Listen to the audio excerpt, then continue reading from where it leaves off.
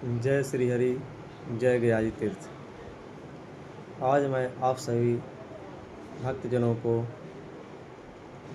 पितृदोष से संबंधित जानकारी देने जा रहा हूँ। आज मैं आप सभी भक्तों को ये बताने जा रहा हूँ क्या होता है पितृदोष और कैसे बचा जाए पितृदोष से होने वाली समस्याओं से। और सोमवती अमावस्या विशेष, सोमवती अमावस्या पर पिंडदान का क्या है महत्व और क्या है सही नियम, पितरों को कैसे दिलाएं मुक्ति और कैसे पितृदोष से निवारण हो। नॉर्मली आज हम पहले आपको ये बताना चाहेंगे कि क्या होता है पितृदोष, कैसे जानें कि आपकी कुंडली में पितृदोष है या नहीं है।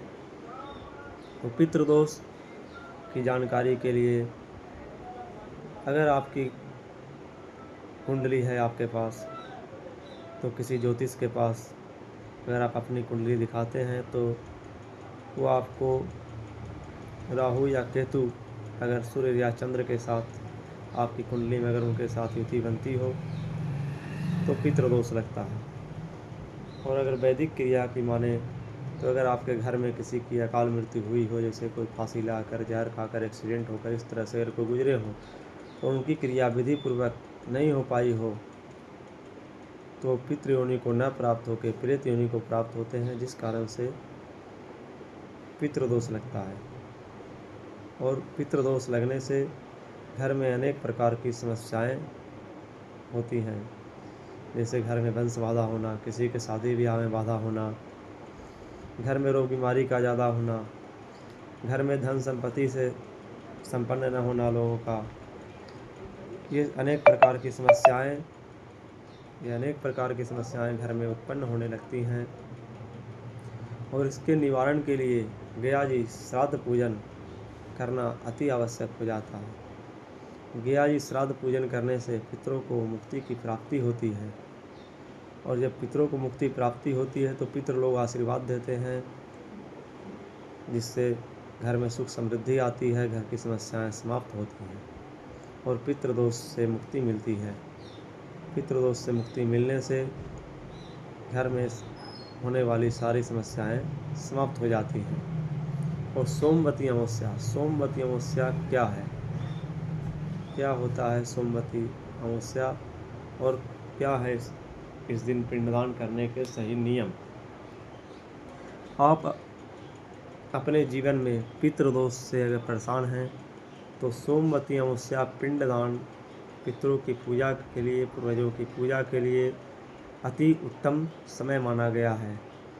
इस दिन पूजा करने से पितरों को मुक्ति की प्राप्ति होती है। और पितरों को जब मुक्ति की प्राप्ति होती है तो वो आशीर्वाद देते हैं, जिससे घर में सुख समृद्धि आती है और आपके घर में होने वाली समस्याएं समाप्त होती हैं। हिंदू धर्म में सोमवती अमावस्या का बहुत अधिक महत्व बताया गया है। इस दिन अगर आप गया जी पिंडदान करते हैं तो ऐसा बताया गया है कि सोमवती अमावस्या को पिंडदान करने से पितरों को मोक्ष की प्राप्ति होती है, पितृ लोग आशीर्वाद देते हैं, जिससे होने वाली समस्याएं समाप्त होती हैं और आपको पितृदोष से छुटकारा मिलता है। इसके अलावा जीवन में आने वाली अनेक परेशानियों से भी इससे बचा जा सकता है।